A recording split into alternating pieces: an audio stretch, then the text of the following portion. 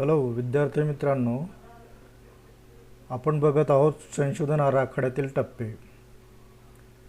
मागच्या लेक्चरमध्ये आपण संशोधन आराखड्याचे काही टप्पे अभ्यासले. त्यामध्ये समस्या निवड, संशोधन विषयाचे शीर्षक, संशोधनाची उद्दिष्टे, गृहीतकाची बांधणी, साहित्याचा आढावा किंवा पुनरावलोकन, संशोधन पद्धती, संकल्पना व संज्ञांची व्याप्ती, चलांची ओळख, अन्वेषणाची व्याप्ती आणि नमुना निवड. ह्या ज्या पायऱ्या आहेत संशोधनाच्या किंवा संशोधन आराखड्यातील हे जे टप्पे आहेत, हे टप्पे आपण अभ्यासले. आता काही पायऱ्या आपल्या राहिलेल्या आहेत, त्या पायऱ्या आपल्याला या लेक्चरमध्ये अभ्यासावायच्या आहेत. तर नमुना निवड नंतरची पायरी आहे तथ्य संकलन. तथ्य संकलन यामध्ये व्यक्ती, व्यक्तिसमूह, संस्था, संस्थासमूह यांच्या विविध कृती व प्रवृत्तींची तर्कशुद्ध व शिस्तबद्ध माहितीची नोंद करणे म्हणजे तथ्य संकलन होय. तथ्य संकलन मीन्स डेटा कलेक्शन. संबंधित जो आपला विषय आहे, त्या विषयाशी संबंधित जो काही डेटा आहे त्याला मराठीत तथ्य असं म्हणतात. आणि सामाजिक शास्त्रामध्ये हा डेटा व्यक्तींशी संबंधित असतो, व्यक्तिसमूहाशी संबंधित असू शकतो, संस्थेशी संबंधित असू शकतो किंवा संस्था समूहाशी सुद्धा संबंधित असू शकतो. आता व्यक्तीशी संबंधित म्हणजे काय असतं की व्यक्ती वेगवेगळ्या कृती करत असतात. विविध परिस्थितीमध्ये व्यक्तीचं वर्तन हे वेगवेगळं होत असतं. उदाहरणार्थ, बाजारामध्ये आपल्याला ग्राहक कशा प्रकारे मागणी करत असतो किंवा पुरवठादार त्याला पुरवठा कशा प्रकारे करत असतो हे जर बघायचं असेल, समजा एखादी भाजीची पेंडी असेल, 10 रुपयाला एक पेंडी असेल, तर मागणी करणारा ग्राहक काय म्हणतो, जर 15ला 2 देणार असाल तर मी घेतो. म्हणजे तो पुरवठा वाढवतो आणि किंमत कमी करण्याचा प्रयत्न करतो. त्याचप्रमाणे विक्रेतासुद्धा काय करत असतो, तो 10 रुपयाची पेंडी 7 रुपयाला देणार नाही, पण 2 पेंड्या घेतल्या तर मात्र तो म्हणेल की 15 रुपयाला घेऊ शकता. म्हणजे अशा प्रकारे विशिष्ट परिस्थितीमध्ये व्यक्ती काय कृती करते, त्याची प्रवृत्ती काय असते, याची तर्कशुद्ध आणि शिस्तबद्ध माहितीची नोंद घेणे म्हणजे काय, तथ्य संकलन होय. आता आपल्या संशोधनामध्ये संकलित केलेली जी काही तथ्य आहेत, ही अचूक, नेमके आणि योग्य प्रमाणात असतील तर संशोधनाचे निष्कर्ष वस्तुस्थितीला अनुसरून प्राप्त होऊ शकतात. संशोधनासाठी प्राथमिक तथ्य आणि दुय्यम तथ्य संकलित केली जातात. आता प्राथमिक तथ्य म्हणजे प्रश्नावली, मुलाखत, प्रत्यक्ष निरीक्षण किंवा सूची या माध्यमांद्वारे प्राथमिक तथ्ये संकलित केली जातात. म्हणजे ज्या व्यक्तींकडून आपल्याला डेटा संकलित करावायचा आहे, तथ्य संकलित करावायचे आहेत, अशा व्यक्तींना आपण प्रश्नावली पाठवतो किंवा अशा व्यक्तींना प्रश्नावली पाठवतो आणि त्या प्रश्नांची उत्तरे आपण मागवतो. आणि अशा प्रकारे विविध व्यक्तींकडून आलेल्या प्रश्नावलींवर आपण सांख्यिकी प्रक्रिया करून त्यामधून आपले निष्कर्ष काढून संशोधन पुढे नेत असतो. कधीकधी आपल्याला ही तथ्य गोळा करण्यासाठी किंवा डेटा कलेक्शनसाठी प्रत्यक्ष संबंधित व्यक्तीची मुलाखत घ्यावी लागते आणि मुलाखतीमधून सुद्धा आपण काय करत असतो, तथ्य संकलित करत असतो. जर बाजारामध्ये बाजार कसा आहे, कशा प्रमाणामध्ये तो कार्य करतो हे बघायचं असेल तर प्रत्यक्ष बाजारात जातो आपण आणि बाजाराचं निरीक्षण करतो. मग त्यामध्ये ग्राहक कसा वागतो, विक्रेता कसा वागतो, मागणी आणि पुरवठा याद्वारे किंमत कशी ठरते, अशा प्रकारे ह्या गोष्टी किंवा ही तथ्य संकलित करताना आपण निरीक्षणाचा वापर करतो. प्रत्यक्ष फील्डवर जाऊन निरीक्षण करत असतो. कधीकधी सूची तयार करतो आपण आणि ती सूची तयार करून त्याद्वारे काही निष्कर्ष काढण्याचा प्रयत्न करतो. ही जी काही माध्यमं आहेत तथ्य गोळा करण्याची, याला प्राथमिक तथ्य असं म्हणतात.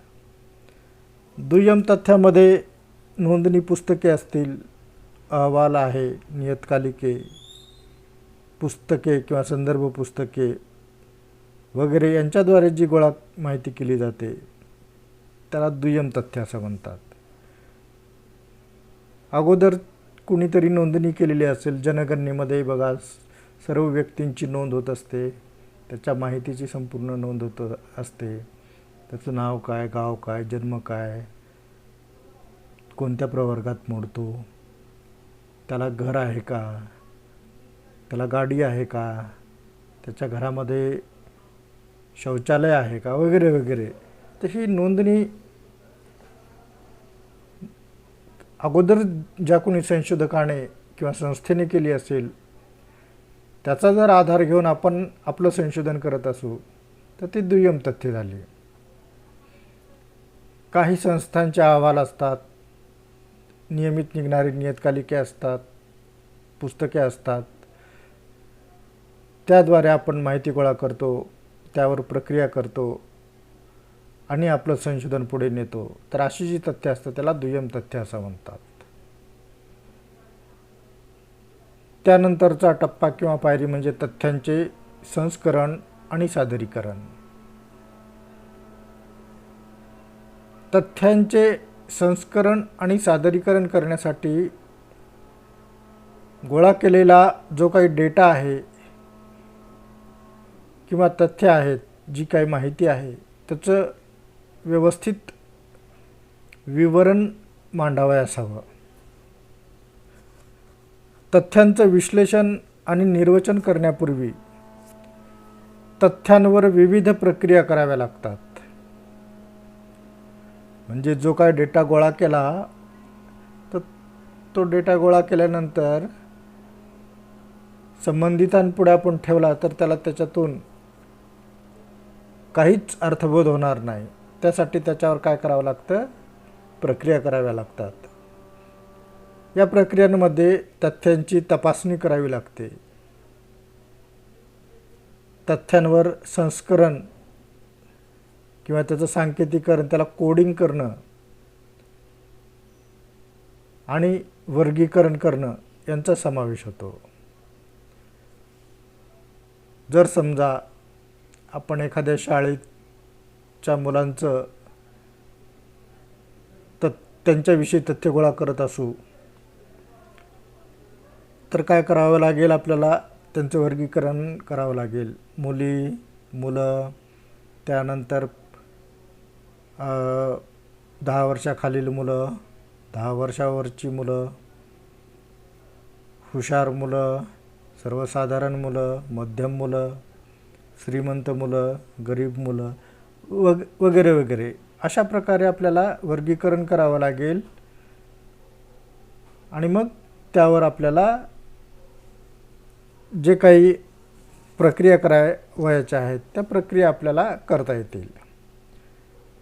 ही जी काही संकलित केलेली तथ्य आहेत ती योग्य शीर्षकासह सादरीकरणाच्या स्वरूपात सादर करावी लागतात.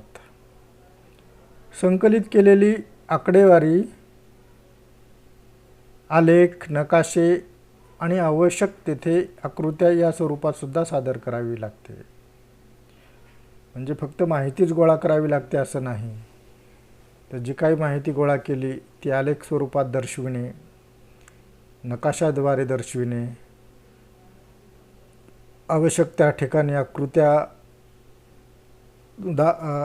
तयार करून त्याद्वारे ती माहिती सादर करणे, अशा प्रकारे आपल्याला तथ्यांचं सादरीकरण करावं लागतं. त्याच्या पुढची पायरी आहे तथ्यांचे विश्लेषण. आता तथ्य आपण योग्य प्रकारामध्ये सारणीकरण त्याचं केलं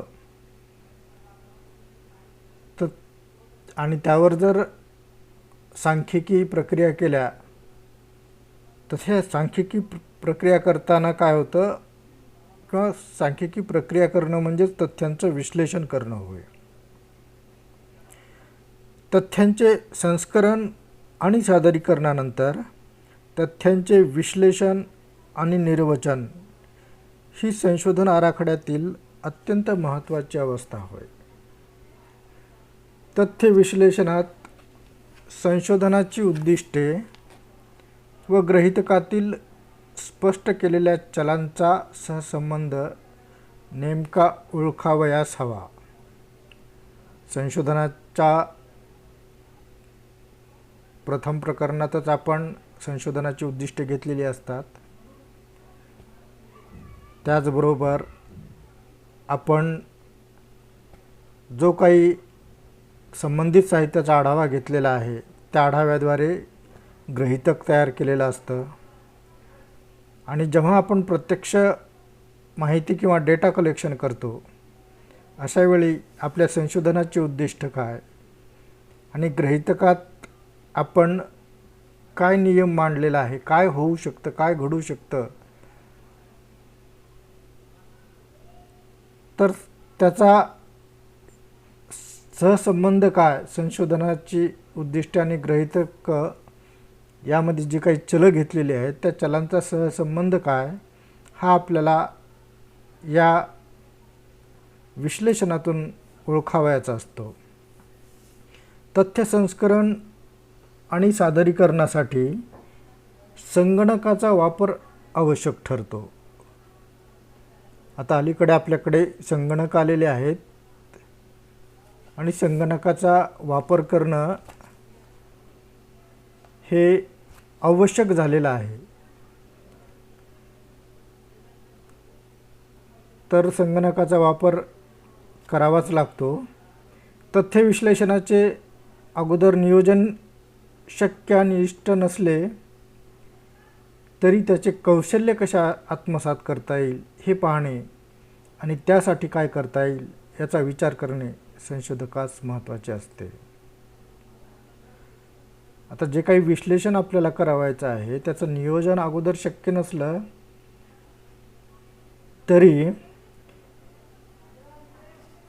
ते कौशल्य आपल्याला आत्मसात करावं लागेल. डेटा आपला कसा आहे, आपलं उद्दिष्ट काय आहे, आपलं गृहीतक काय आहे, त्यानुसार आपलं विश्लेषण हे बदलत जातं आणि विश्लेषण करण्याचे जे काही टूल्स असतात ती टूल्स बदलत जातात. त्यामुळं विश्लेषणाचं नियोजन अगोदर शक्य नसतं, परंतु ते शक्य नसलं तरी त्याचं कौशल्य मात्र आपल्याला आत्मसात अगोदरच करायला लागतं. सांख्यिकी विश्लेषणामध्ये मीन मोड मीडियन असेल, स्टँडर्ड डेव्हिएशन असेल, कोरिलेशन रिग्रेशन असेल, वेगवेगळ्या टेस्ट असतात, टी टेस्ट, एफ टेस्ट, चाय टेस्ट.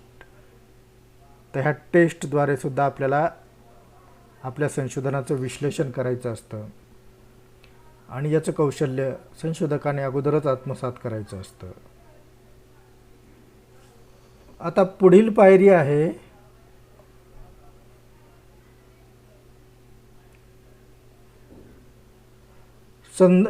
पुढील संशोधनासाठी सूचना करणे.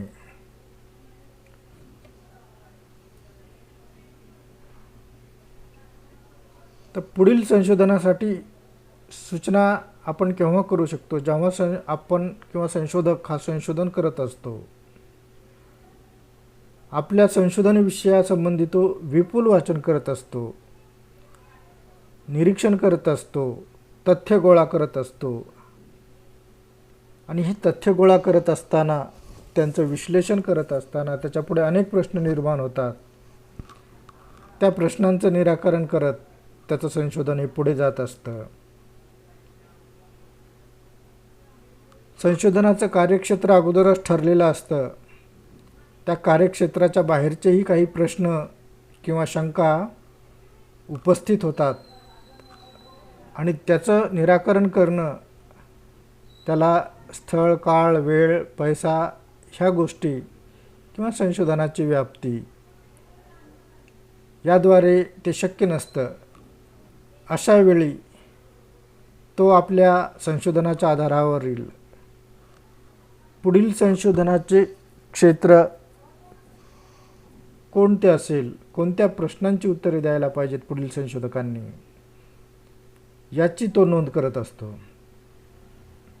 म्हणजे संशोधकाला त्याच्या संशोधन क्षेत्रात पुढील संशोधन क्षेत्राचे ज्ञान होते आणि मग ते ज्ञान किंवा तो विषय, ती समस्या तो पुढील संशोधकांसाठी आपल्या संशोधनात मांडत असतो.